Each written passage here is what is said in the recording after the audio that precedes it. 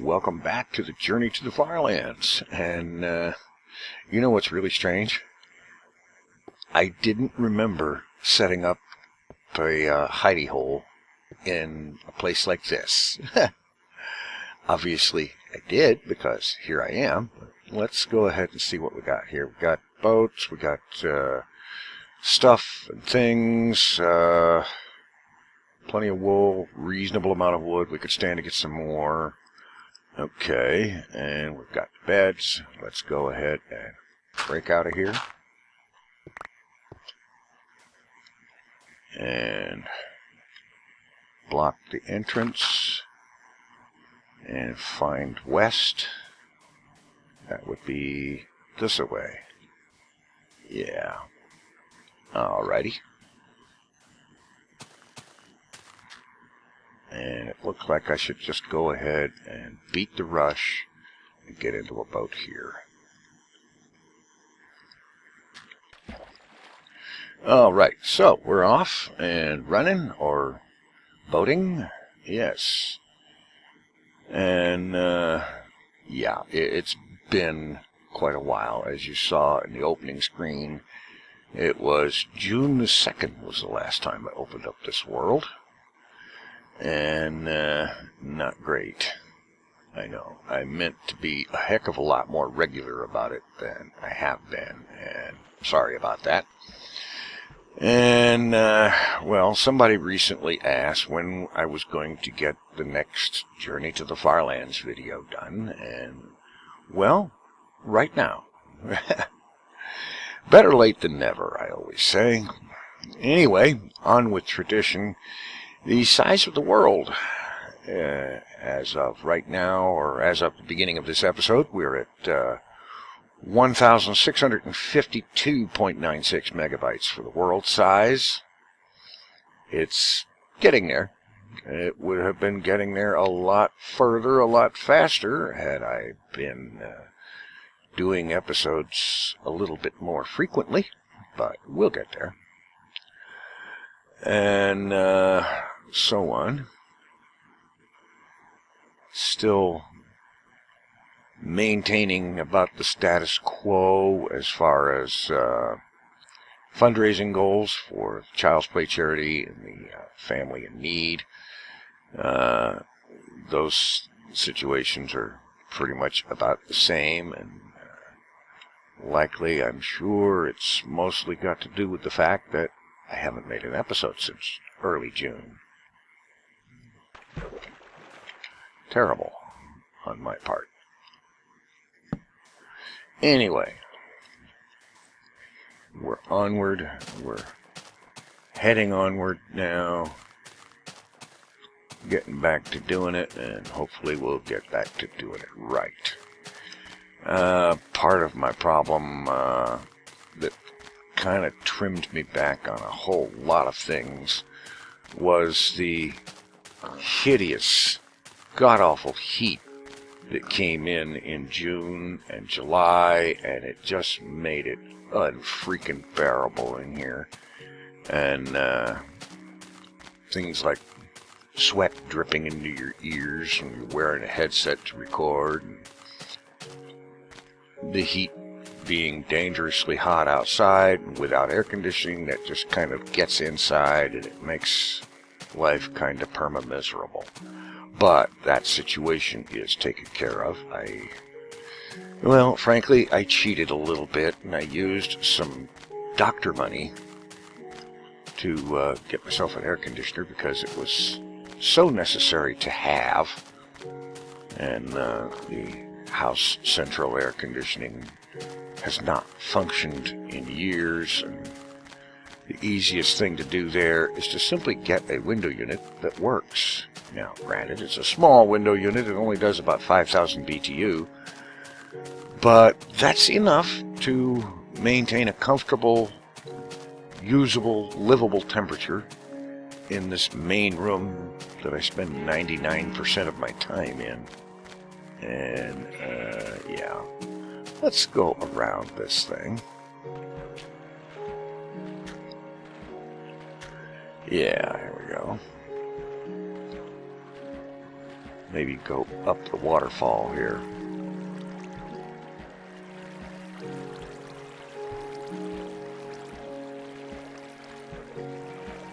Or not.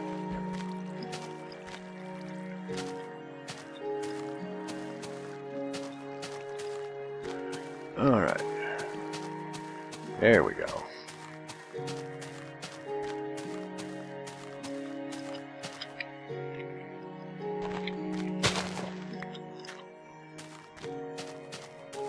There we go. Onward. Okay. While I'm on the subject of when will I do the next of something, the subject of live streaming has come up a time or six in recent weeks, and just as it has made recording exceedingly difficult, the heat has also made live streaming, well, not something. Oh, there it is. I thought I'd run out of shears.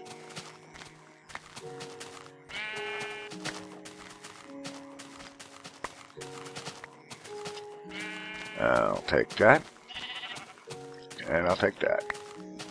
All right. So,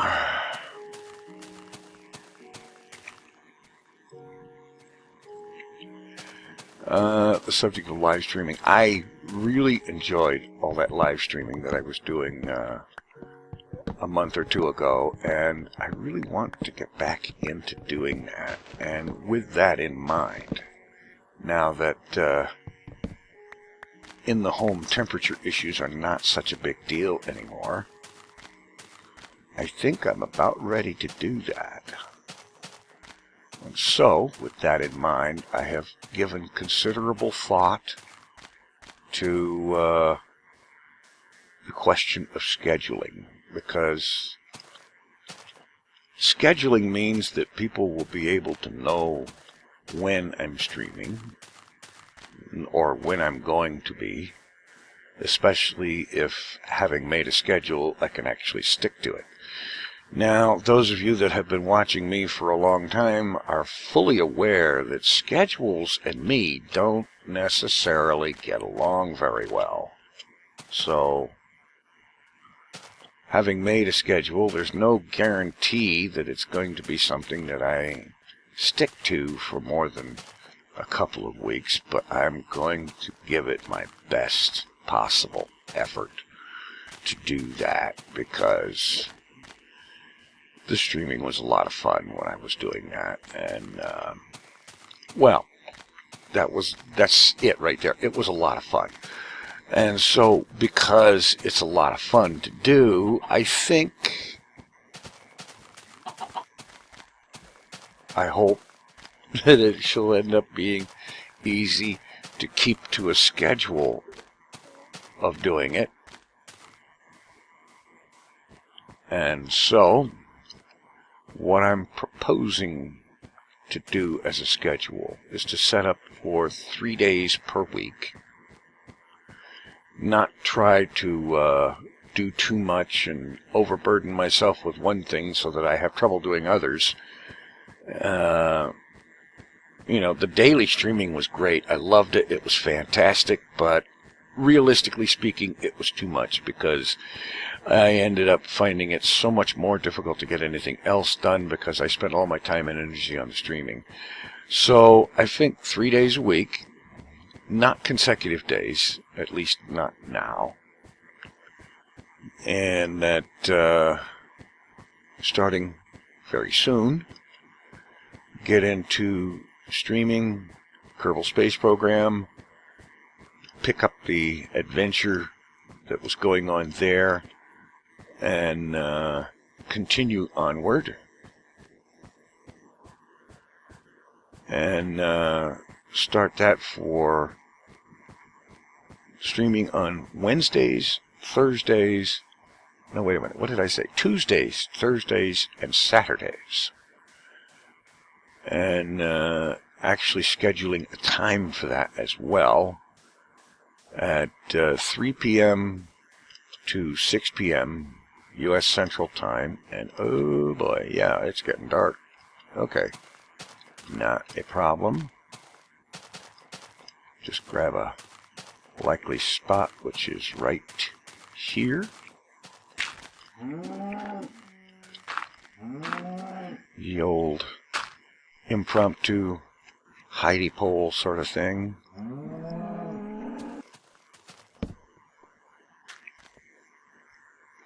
Drop down bed. And Minecraft agrees it's dark enough to sleep. So we go on. Alrighty. Yeah. And I was wondering about how I lost a couple of hearts, and that's probably it right there, as a matter of fact. Let's have some mushroom stew. There we go.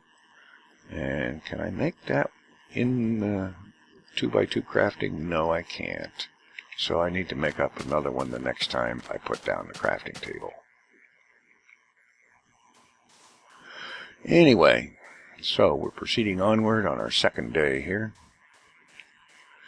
And that's what I'm thinking to do with the live streaming is 3 days a week, Tuesday, Thursday, and Saturday, 3 p.m. to 6 p.m. U.S. Central, and that part is not 100% carved in stone, as in I might, oh boy, I really need to look where I'm going, don't I?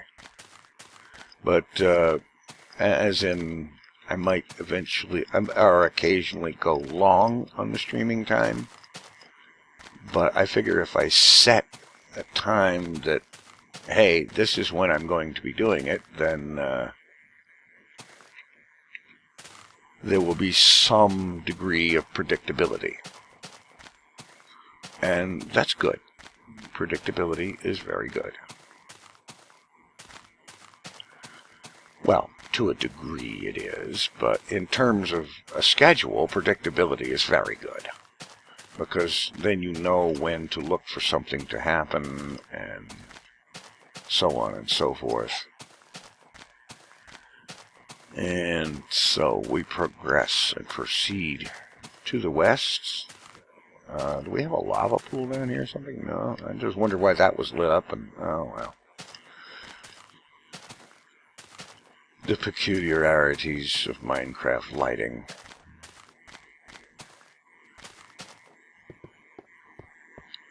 All right.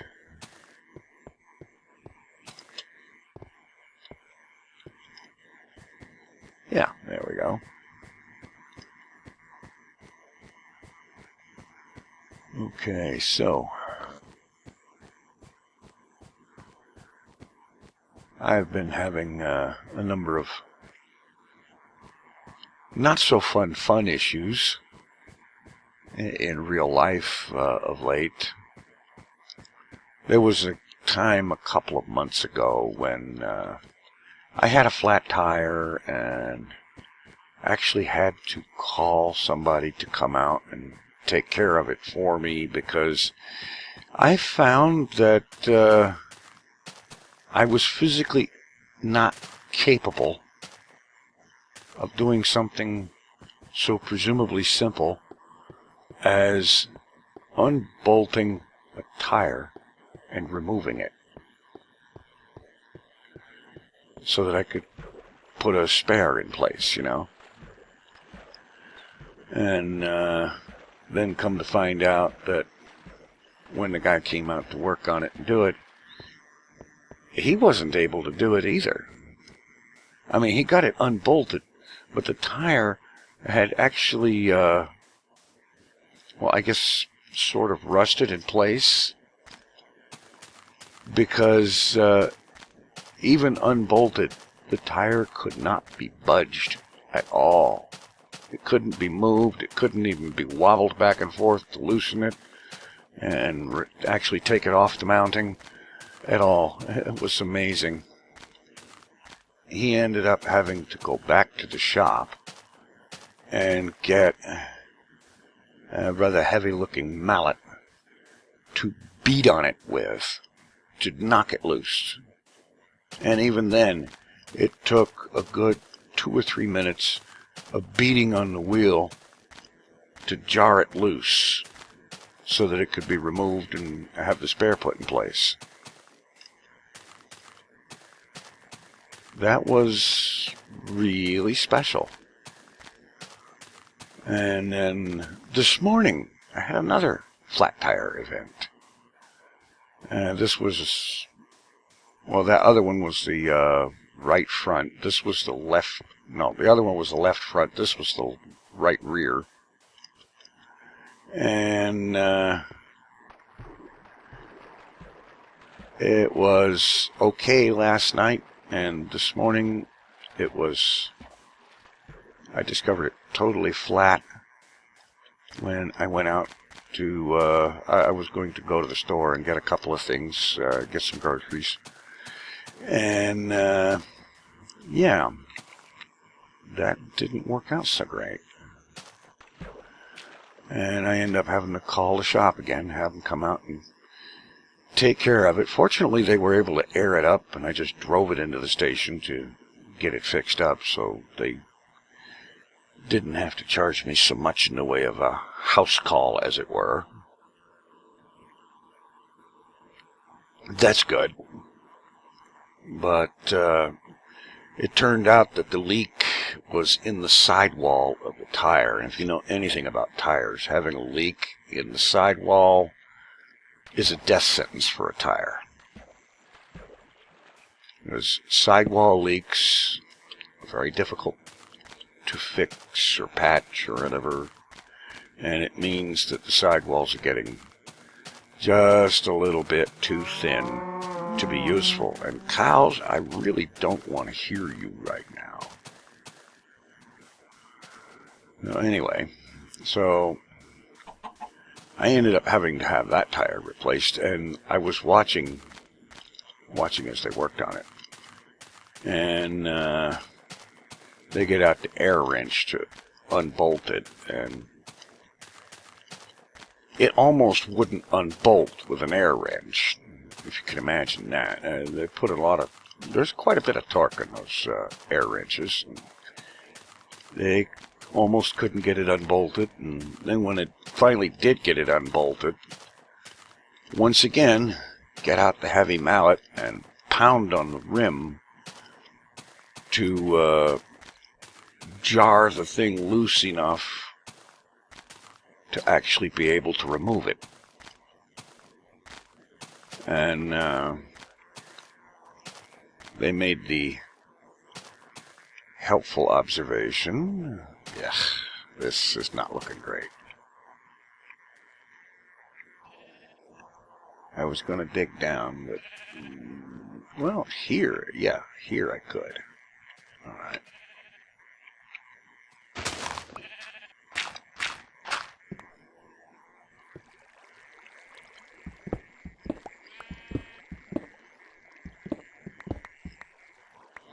There we go. But they made the helpful observation that while they got it up on the lift, they take a look at the thing and look at all the other tires and so on, and they make the helpful observation that really, I very much need to look into getting all of the tires replaced because they're all in very sad condition. And thinking about it, I'm not at all surprised. It doesn't surprise me one bit. And no, I don't think that this is a case of a mechanic just quote-unquote finding things wrong so that they can net the bonus of then being paid to fix those things that are wrong.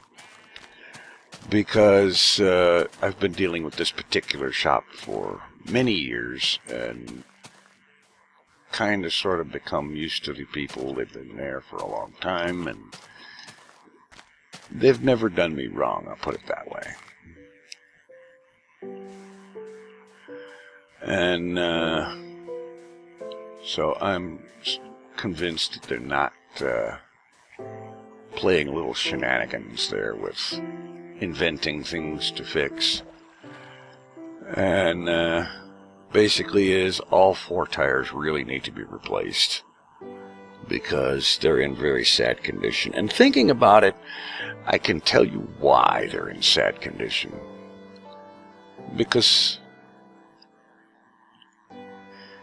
I think they've been on the car, well, the three that are, the two that haven't been replaced for flats yet have been on the car for no less than 6 or maybe 7 years. You know, because way back when, got them new, put them on there, and bam, that was it. Okay, that was the end of day tune, which I should have paid attention to. So let's do that end of day thing. Since we're in such a really good, somewhat picturesque spot for doing so. Yeah, it's pretty nice. Out here on the beach and so on and so forth.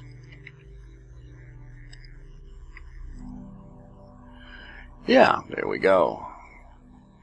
So, yeah, the replace the tires thing is, you know, that's going to be a pain.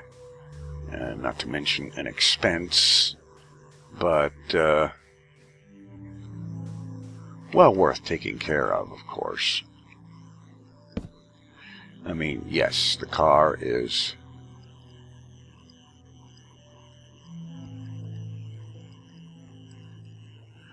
like, well, it's a 1993 model, so it's 22, 23 years old.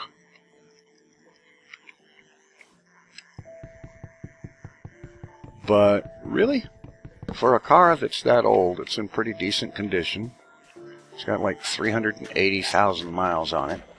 383, I believe. 383,000, yes. So it's been around a while. It's been around long enough that you can be sure that all the bugs are worked out of it. You know, I mean, granted, after 23 years, there's a lot of maintenance that's kind of overdue and needs to be done, but excuse me, I think that once that is done and taken care of, I think the car could easily be good for another 23 years. Unless, of course, we reach the point where internal combustion engines become not a thing anymore, or something like that, but so long as it's possible to use it, I plan to use it. You know, I don't see the point in buying a new car when the one I have does the job. And for as long as it can, it will. And if I can get another 23 years out of it, that'd be great.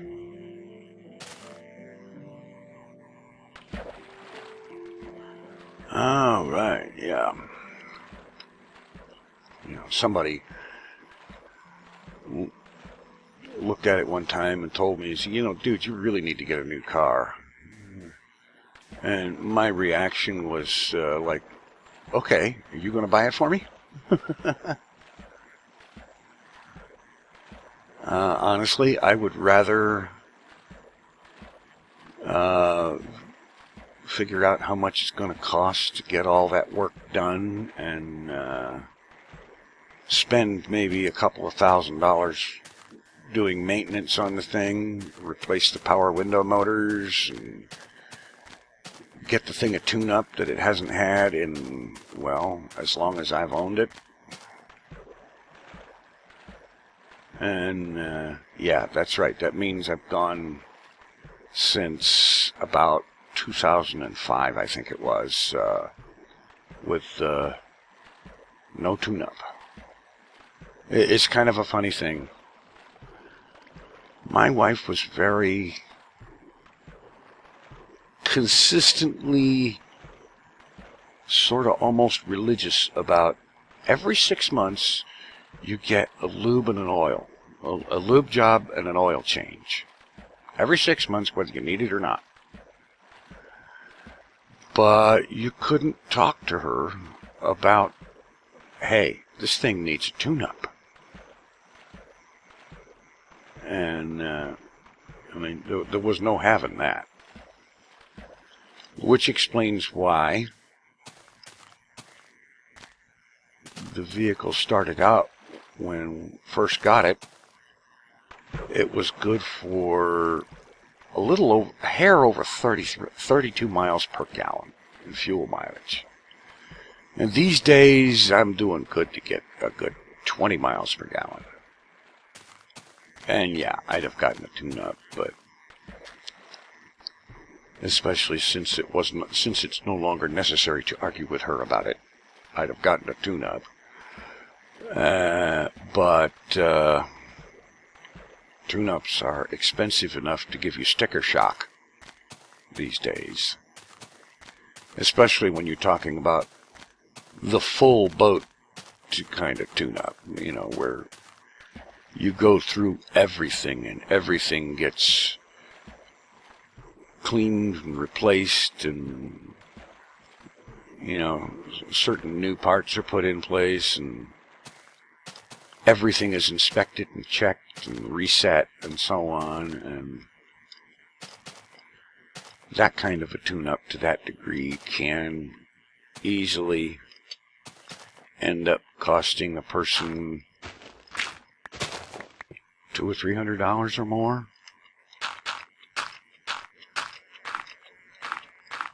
And that's not something that I generally have very often.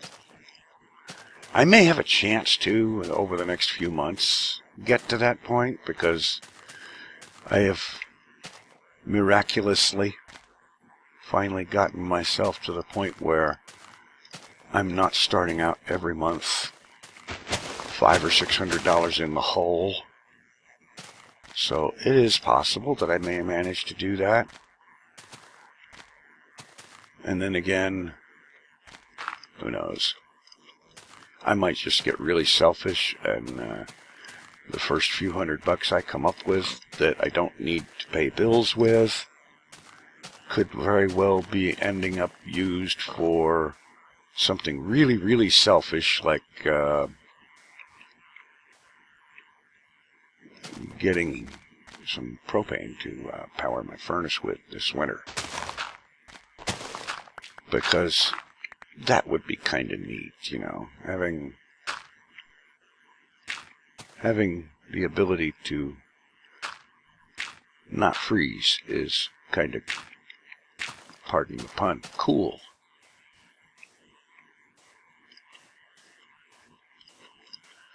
And I ought to get off the top of all these mountains and get down someplace where I can start keeping an eye out for a good hidey hole location, because we're into the afternoon of the third day here, and I really need to be mindful of that.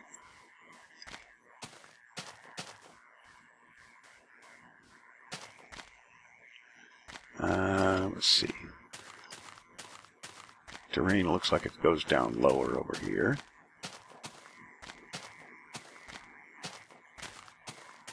So we'll just head on down to the base of this mountain.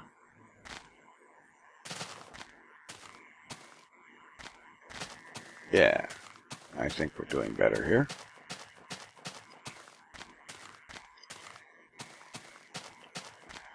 All right. Well, so the Journey to the FarLands is definitely continuing, and I fully intend to continue. And I would like to continue a lot more frequently than once every couple of months, so look for this to happen a little more often. And by the way, in case anyone had any doubt, this does count toward my vlog for today, the what is this? I have to look. 30th of July. And yes, I have to look because I often lose track of what day it is. In spite of the fact that I use the date frequently for like dated backups and whatnot of things. Alright, let's see here. It looks like we might just be in for some beachfront property. How about that? Some beachfront property for the overnight hidey hole. Yeah, I think that's the ticket. Let's duck in here.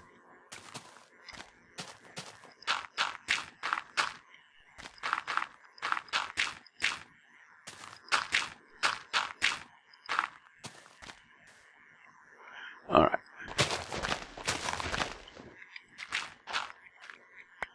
Just dig down this way.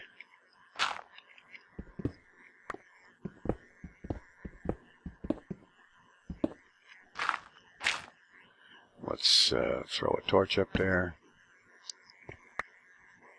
And another one there.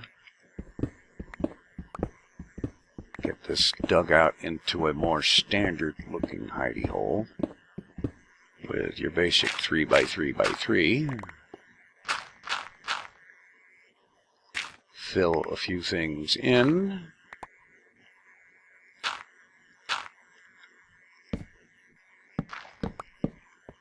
There. And actually, I think maybe I've gone one day too far. I'm not sure. No, I don't think so.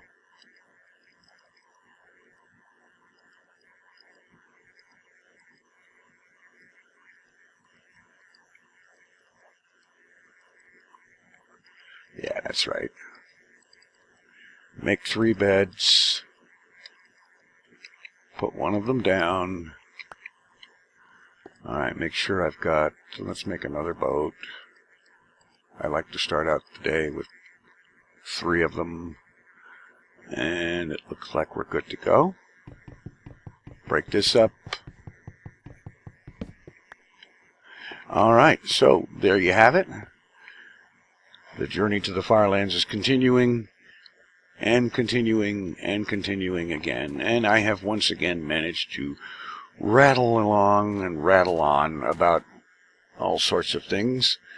I hope you found the episode entertaining, and if you did, please hit the thumbs up button. I really very much appreciate that, an immense amount. Share the video and so on and so forth. And we will return next time with more Journey to the FarLands. In the meantime, thanks for watching. Take it easy. I'm out of here.